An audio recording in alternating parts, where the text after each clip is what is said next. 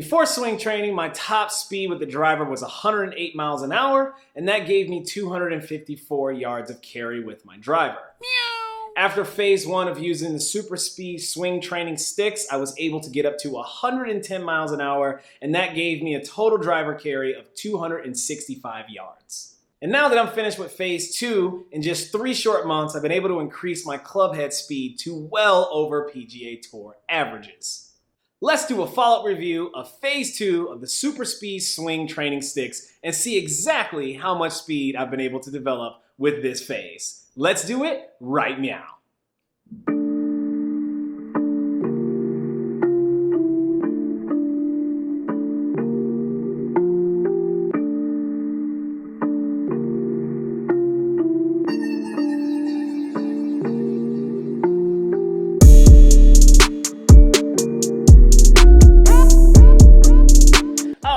Thank you very much for tuning into my YouTube channel. My name is Kenny. Some of you may know me as Kennie Kat. I am a competitive golfer, and this channel is dedicated to my journey on what it takes to become a better competitive golfer. If this is your first time checking out the channel, thank you very much. I do release new content every single Tuesday and Friday at 10 a.m. Pacific Standard Time. If you do happen to like this content, you can subscribe below, and the best compliment you can pay me is a thumbs up. Let's jump straight into it. Now, everybody wants to talk about hitting bombs and hitting it very far, and after Bryson DeChambeau just won his first major, absolutely blitzing the ball up the course, I'm sure everybody and their mother is going to all different types of searches and all different types of things to find out how they can increase their swing speed. And of course, I'm gonna jump on the bandwagon because I've already been filming this. If you haven't seen phase one of the review, please check it out in the description above. I talk a little bit about how the swing training works and what comes with it and the value for it and the training that you have to do.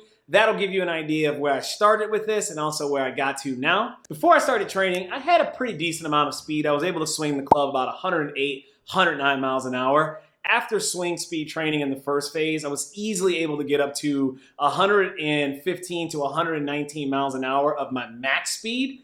That means full out, but what you find is you have to dial it back to like 93 to 95% so that you can find the face. And what I've been gaming after phase one is speeds of around 110 to 112 miles an hour. You have to go all the way out when training with any kind of swing speed training. And that was something that I noticed when I got into phase two. There was a good solid week where I just was not seeing any increases whatsoever. And I trained with a speed monitor, so I know I just wasn't giving it my full go. You really have to push yourself to get into some uncomfortable speeds in order for you to break through that initial plateau. All right, so let's talk a little bit about what phase two training looks like.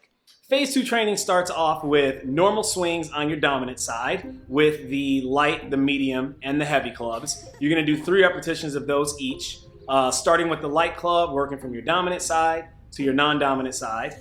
And then you're gonna work your way up with all the weights from light, medium, to heavy, switching back 3 repetitions each from dominant to non-dominant side. Now, one of the things that I found very helpful is when you're working your non-dominant side, you can kind of get a bit lazy. You really have to push your non-dominant side because that is essential to your ability to increase speed.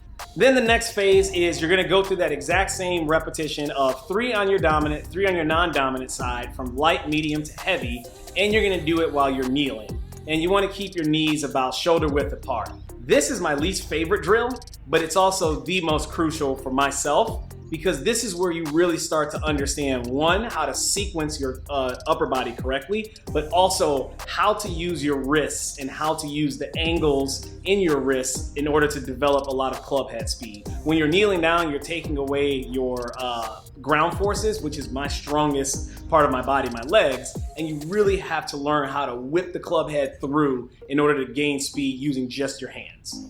The next part of phase two is the step through. You may have noticed this from phase one, where basically you start with your legs together, you swing the club back, and then you step through and land that lead foot into the ground as you do a full swing through. You do 3 of these on dominant side and non-dominant side, then you go from light to medium to heavy. These are usually going to be some of the fastest swings you're going to get because you're loading, and it's really helping you understand how to load the ground with your feet and use your ground forces to really get a lot of speed through the club head. And then the final one is you're gonna do 3 swings on your dominant side with the lightest stick, and you are just going to go all out. On these, my thing is just to swing and throw this club as fast as humanly possible. And typically, the faster I am with these is when I know I've been able to reach to another plateau. I've actually been able to get up to 140 miles an hour with the lightest stick at the end of my phase 2 training. All right. Enough teasing, enough delaying. Everybody came to this video for one thing. You wanna know exactly how fast I'm swinging the club, and if you were to buy these sticks, how fast you might be able to swing the plug. So here it is, swing the plug. My absolute top end speed has increased from 119 miles an hour to 125 miles an hour. Now, while I may be able to max out at 125 miles an hour, which I think is very impressive and much further than I thought I'd be able to get by just the end of phase 2, where I'm actually swinging on the course, or my comfortable gaming speed, is roughly 118 to 119 miles an hour, and my average carry with that is roughly 278 yards. There are a few things that I want to talk about, and most importantly is, where did 11 miles an hour of speed come from in just 3 months? The biggest thing is better sequencing.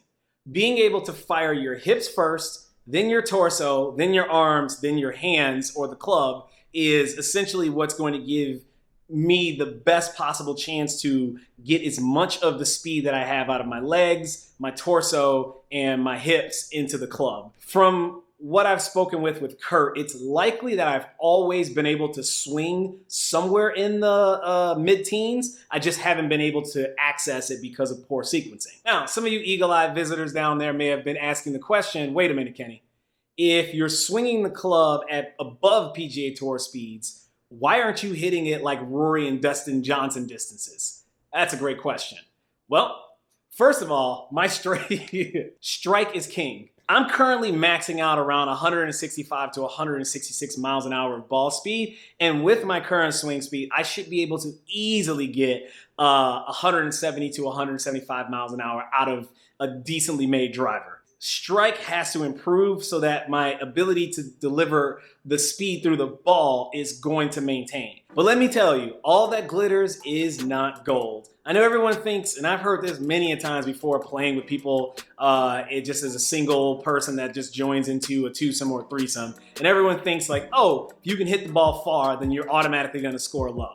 That just ain't how it works. Like, there's a whole lot more that goes into golf than just hitting the ball long and hitting it far. We can open up a whole conversation about that in another video. But all that glitters is not gold. There are some negatives to swing training, and there are some things that I want to be honest about that I've struggled with in my game, because if this is something that you're gonna do and you're gonna go as aggressively as I have been, I would recommend that this is something that you do in an off season, seeing how much I've struggled with the changes in my swing during competition season. So let's talk about some challenges. The longer your ball travels, the more accurate you have to be. I don't know where this idea that you can just hit it as long as you want and it's gonna be easily findable or you can miss fairways. Like, the longest hitters in the game are very accurate. Without breaking this into a physics lessons, let's just say your face is 1 to 2 degrees off of the ideal delivery for the shape that you want it to hit in the direction you want it to send the ball. If you're averaging 250 yards of carry, you may be 12, possibly 25 yards offline. And that's just because the ball is not traveling far enough to go further offline. Now, 1 to 2 degrees off when you're swinging at 119 miles an hour and the ball's carrying 280, sometimes 290 yards in the air if you hit it well, 1 to 2 degrees off isn't just 15 to 25 yards. That ball might be 20 to 40 yards offline because it's going so much further on that trajectory. Now, 40 yards offline from an area where you intended to hit it usually is going to be out of bounds or somewhere where you really can't get the ball from. That shot may not be on the course. That's something that I've noticed a lot where I hit what felt like a good drive. I hit solid face and I had the face delivered the way I thought it was, but the miss was just a lot bigger than I expected it to be. It requires an adjustment period for your finesse wedge shots. Now, not only do your irons go longer and your other clubs go longer as you start to increase speed, but what really throws me for a loop is the finesse wedge shots. It's okay if my 7-iron carries 185 yards instead of 175 yards. What's not okay is if I go to hit a 75-yard wedge shot and it goes 100 yards. So there is an adjustment period with your finesse wedge shots, or at least there has been an adjustment period with my finesse wedge shots. And then also just something to be aware of is I've actually changed my physique in order to swing the club faster.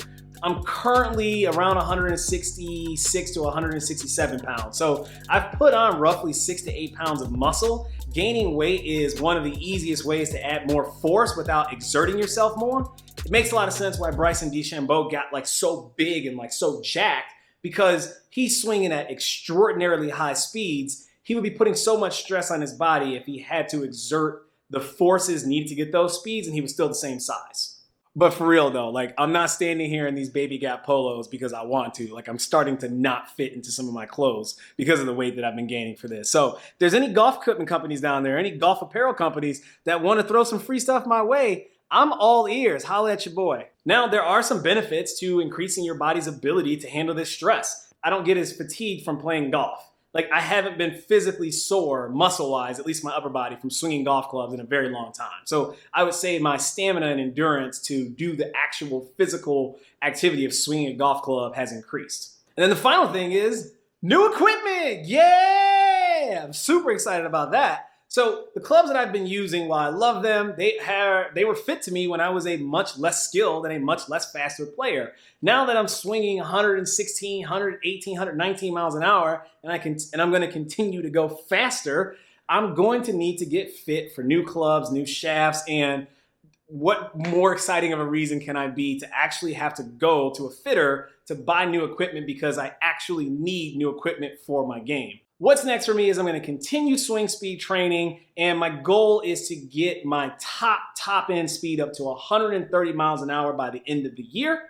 Don't know how feasible that is because I know that as you start to reach higher plateaus, it becomes more difficult to get more and more speed. But if I can get my top end speed to 130 miles an hour, that would put my gaming speed at somewhere around 123 to 125 miles an hour. And if we're able to work on strike and improve that with a better club fit, I'm confident that that 300 to 315 yard driver carry number is something that I will be seeing in the foreseeable future. Something tells me it's going to be extremely hard and take a lot of dedication to get that additional speed and ultimately get to my goal of what's going to help me be a better competitive golfer. I noticed in the comments from a few of you that some of you are looking at getting swing speed training sticks. Let me know in that comment section below, has this changed your mind seeing what I've been able to do in 3 months? Are you going to possibly look at doing some swing training in the off season if you are in some of the winter or Midwest areas or areas where you can't play in the fall and winter? Let me know in that comment section below. I would love to hear from you. As always, thank you very much for watching my YouTube channel.